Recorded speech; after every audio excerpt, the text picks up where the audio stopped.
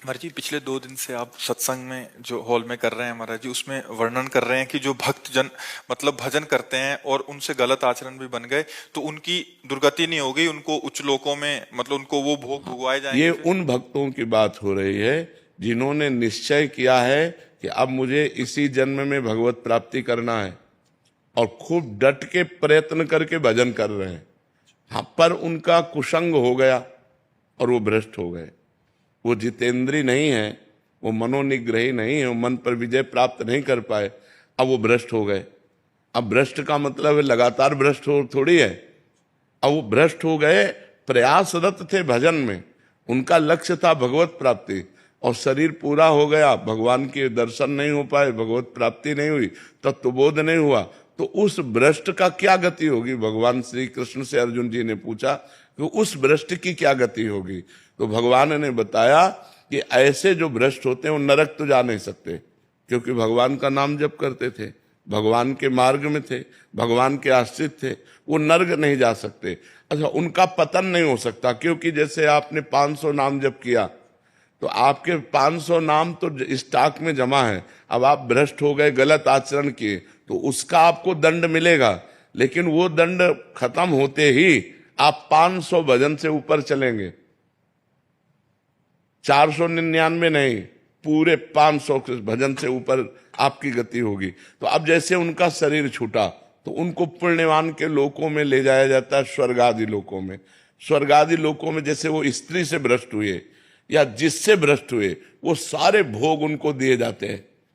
ये उनका पुण्य क्षय नहीं होगा। जैसे यज्ञ करके कोई स्वर्ग जाए, दान पुण्य करके स्वर्ग जाए, तीर्थ यातन करके स्वर्ग जाए, तो उनका पुण्य क्षय होगा, और वो पुण्य क्षय होने के बाद मृत्यु लोक में फिर पुनः अशुभ गति को भी प्राप्त हो सकते हैं। लेकिन वो भजन करने वाले का भजन तो स्टॉक में जमा है, और उसका जैसे वीआईपी स्वागत हो, ऐसे स्वर्ग आदि लोकों में जिन भोगों के कारण भ्रष्ट हुआ है उन भोगों की बाहुल्यता उसको होगी, और जब उसकी उन भोगों में अरुचि हो जाएगी तब उसका जन्म होगा।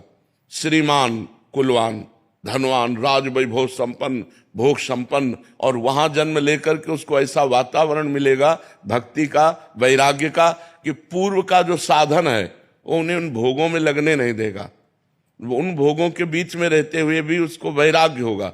अब उसका वैराग्य इतने जोर का होगा कि जब कभी आकर्षण किसी भोग का हुआ तो वो सोचेगा कि मैं तो अपना इतना वैभव छोड़कर आ रहा हूं, इतना भोग छोड़कर आ रहा हूं, अब मैं भोग नहीं भोगूंगा, और वो डट करके जहां से उसका भजन रुका था वहां से भजन उसका चालू होगा, और वो प्रयास करके इसी जन्म में भगवत प्राप्ति कर लेगा।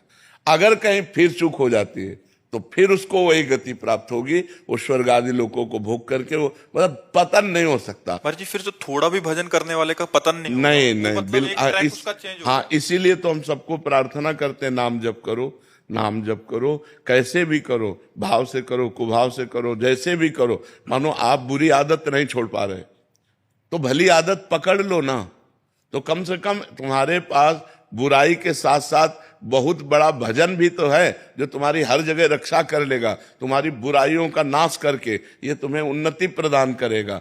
हम गलत बात नहीं छोड़ पा रहे, हम असमर्थ हैं, तो सही बात भी तो पकड़ लो, राधा राधा बीच में डाल लो, तो आपकी जो अशुभ गति होने वाली वो नहीं होगी, आपकी अशुभ गति नहीं होगी, आपका जो असत भाव है वो नष्ट हो जाएगा, और ये सद्भाव एक दिन आपको भगवत प्राप्ति करा देगा। इसीलिए पूज्य राधा बाबा ने कहा, एक बार जी भी जो राधा कृष्ण बोला उसने मोक्ष के लिए कमर कस लिया। एक बार भी राधा कृष्ण बोला तो उसने मानो मोक्ष के लिए कमर कस लिया। अब एक बार राधा कृष्ण जो बोला तो उसका पतन नहीं हो सकता, वो नरक नहीं जा सकता, क्योंकि भगवान का नाम उसके पास। जी, तो बहुत बड़ी बात है, शब्दों में तो छोटी लग। हाँ, तो इसीलिए तो, पर सबकी रति कहाँ होती है? इसीलिए कहा गया है कि भगवान जब कृपा करते हैं तो संत संग देते हैं, क्योंकि संत संग से भगवान के नाम रूप लीला धाम में आसक्ति हो जाती है। बिना सत्संग के नाम जप होगा ही नहीं, तो अगर नाम थोड़ा भी जप लिया तो मंगलमय हो जाएगा, उसका पतन नहीं होगा, वो कभी अधोगति को प्राप्त। नामे भक्ता प्रणश्यति अपिचेत सुदुराचारो भजते माम अनन्य भाग साधुरेव समन्तव्य सम्यक व्यवसिता ऐसा। सुदुराचारो माने होता सांगोपांग दुराचार करने वाला, भरपूर दुराचार करने वाला। अपि चेतसु दुराचारो, बहुत भारी पापी आदमी, अब उसको सत्संग मिल गया और उसने सुना कि मैंने तो बहुत पाप किए और पाप कर रहा हूं, मेरा कल्याण कैसे हो सकता है? एकमात्र भगवान ही है जो हमारा कल्याण कर सकते हैं। तो सम्यक व्यवसिता ऐसा उसने अपनी बुद्धि में बैठा लिया कि मैं नीच हूं, पापी हूं, पापाचरण हो रहा है, पर मैं भगवान की शरण में हूं, अब भगवान ही मेरा उद्धार करेंगे। और कृष्ण कृष्ण कृष्ण कृष्ण, राधा राधा राधा, और पाप कर रहा है, वर्तमान में पाप कर रहा है, तो भी उसकी दुर्गति नहीं होगी। भगवान कह रहे उसे साधु मानो, मैं उसको साधु बनाऊंगा। करो सद्य ते साधु समाना, अपिचेत सुदुराचारो भजते माम अनन्य भाग, साधुरेव समन्तव्य, उसे साधु मानो क्योंकि अब मैं बनाऊंगा साधु। क्षिप्रम भवति धर्मात्मा, अब मैं उसे शीघ्र धर्मात्मा। और भगवान जिसे साधु बनाना चाहे वो असाधु रह कैसे सकता है?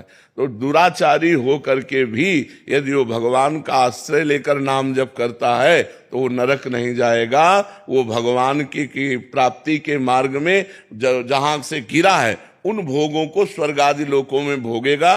जो बड़े बड़े पुण्यात्माओं के लिए दुर्लभ वस्तु है वो उस भजनानंदी को भोगने को मिलेगा, और फिर बड़े पवित्र कुलों में, राज वैभव कुलों में उसका जन्म होगा। कोई साधारण नहीं, क्योंकि नाम जप उसने किया है, इसलिए नाम जप अवश्य करना चाहिए। महाराज जी ये तो हो गया कि वो भजन कर रहा है, फिर वो अपने उससे जाएगा। महाराज जी एक शरणागति का मार्ग आप बिल्कुल साथ साथ में चलाते हैं, तो महाराज जी शरणागति का इसमें सिद्धांत क्या रहेगा? उसमें तो प्रभु खुद बचाते हैं, आप कहते हैं कि उसको, तो महाराज जी वो मार्ग इसमें शरणागति में जब हम भगवान की शरण में होते हैं तो जहां हमें भ्रष्ट होना होता है वहां भगवान कहते करो सदा तिनके रखवारी, जिमि बालक राखे महतारी।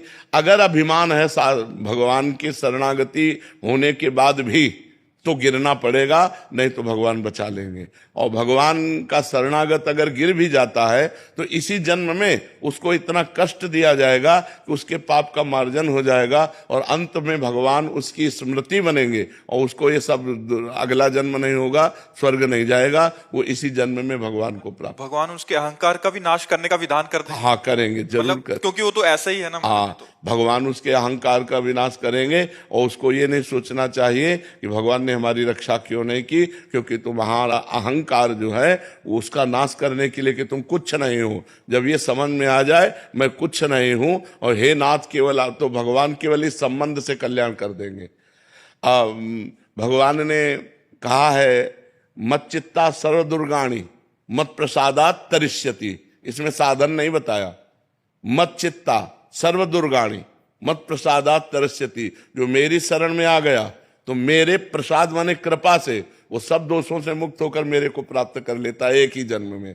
भगवान की शरण होकर भगवान का भजन कर रहा है, अगर कहीं गिरने के चांस आए तो भगवान उसकी रक्षा करते हैं। अगर रक्षा नहीं की तो तुम्हारे अहंकार का नाश होने के लिए वो भगवान लीला करेंगे, पर ज्यादा दिन वो लीला टिकेगी नहीं मायामयी, वो तुरंत निकल करके फिर परमार्थ में चलेगा और भगवान को प्राप्त। क्षमा कीजिएगा महाराज जी, पर ये मार्ग और ज्यादा आसान लगता है। हाँ, तभी तो शरणागति दुर्लभ वस्तु है। शरणागति हृदय से हो जाए तो निहाल हो जाए। मत चित्तान, भगवान कह रहे मत चित्ता, मत चित्ता, मेरे में चित्त लगाने वाला, बस भगवान आप ही मेरे, हमारे में तो कोई ना मैं इंद्रिय विजयी हूं ना मन विजयी हूं। हे नाथ आप ही मेरा कल्याण करो, हे पतित पावन प्रभु आप देख लो। ऐसे भक्त का कभी ना में भक्ता प्रणश्यति, ऐसे भक्त का नाश नहीं होता। भगवान कहते मत चित्ता सर्व दुर्गाणी मत प्रसादात तरिष्यति, मेरे में चित्त लगाने के कारण सारे दोषों का मैं नाश कर देता हूं। और मत प्रसादात तरिष्यति, मेरी कृपा से वो मुक्ति को प्राप्त हो जाता है। मेरी कृपा से वो एक जन्म में ही भगवत प्राप्त। भगवान सब कुछ कर सकते, करतुम अकर्तुम अन्यथा करतुम, एक है साधन पक्ष और एक है कृपा पक्ष। तो जो भगवान की शरण में कृपा पक्ष से है वो साधन करते हुए भी अगर कहीं लड़खड़ा जाता है तो उसके दोषों को प्रभु मानते ही नहीं। जन अवगुण प्रभु मान न काऊ, दीन बंधु अति मृदुल स्वभाव, उसके दोषों को मानते नहीं, दोष है उसका कल्याण कर देते। मत प्रसादात तरिष्यति, मेरी कृपा से वो पार हो। महाराज जी एक और समाधान चाहिए। महाराज जी साधन पक्ष भी देते हैं प्रभु और कृपा पक्ष भी देते हैं। महाराज जी कृपा पक्ष किनको देते हैं महाराज जी? जो सत्संग में, साधु महात्माओं के सत्संग में अपने को अनाधिकारी समझ पाए, कि मैं तो नहीं मन को जीत पाऊंगा, इंद्रियों को भी नहीं जीत पाऊंगा, पर भगवान को तो प्राप्त ही करना है। तो हे भगवान, मैं आपके शरण में हूँ, मैं जैसा भी हूँ, हे पतित पावन, हे भक्त जन रंजन, जैसा भी हूँ नाथ मैं आपका हूँ। अब आप देख लो, आपको जो कराना है हमसे करा लो, भजन कराना है भजन करा लो, जितेंद्रियता जैसे आप चाहो वैसे चला लो प्रभु, मेरे बस में नहीं, मैं तो सिर्फ आपकी, हे नाथ मैं आपकी शरण में हूँ। अंदर से जो बार बार भगवान की वो शरणागति, और जिसका अच्छा ऐसे से ऐसा, ऐसे से ऐसा, वो हर साधन को पकड़ता हुआ चल रहा है, वो भी भगवान का कृपा पात्र है, क्योंकि साधन पकड़ रहा है, पर उसमें कुछ अहम है, उसमें अपनी बुद्धि का भरोसा है, और उसमें बुद्धि का, जैसे शरणागति के दो प्रकार बताए, एक बिल्ली के बच्चा की शरणागति और एक बंदरिया के बच्चा की शरणागति। बंदरिया के बच्चा की शरणागति विवेकवान, साधन संपन्न, उसको इशारा भगवान देंगे कि भ्रष्ट होने का अवसर आ रहा है। जैसे बंदरिया अपने बच्चे को इशारा देती जब छलांग लगाना होता है, ऐसे करेगी तो कस के पकड़ ले, अब वो छलांग मारी, अगर कस के ना पकड़े गिरे तो गिर जाए। वो इशारा देगी कि मैं छलांग मार रही हूं, जरा सा ऐसे बच्चे को संभालेगी, बच्चा समझ जाता है कि अभी छलांग लगाने वाली है और कस के पकड़ लेता है। ऐसे ही भगवान इशारा देंगे कि माया का आक्रमण होने वाला है, तुम्हारे सामने प्रश्न आने वाला है, तुम सावधान विवेकवान हो, इसलिए अपने आप को पकड़ करके बचाओ, साधन को पकड़ लो कस के। और लेकिन जो बिलैया के बच्चा की शरणागति है वो ऐसे तुम्हें ले जाना है जहां ले जाओ, हमें झटका वटका से कोई मतलब नहीं है, इशारा दे, वो मैं हूं, चुप बच्चा। अब वो बिलैया क्या करती है, अपने मुंह में दबा के ले जाती है।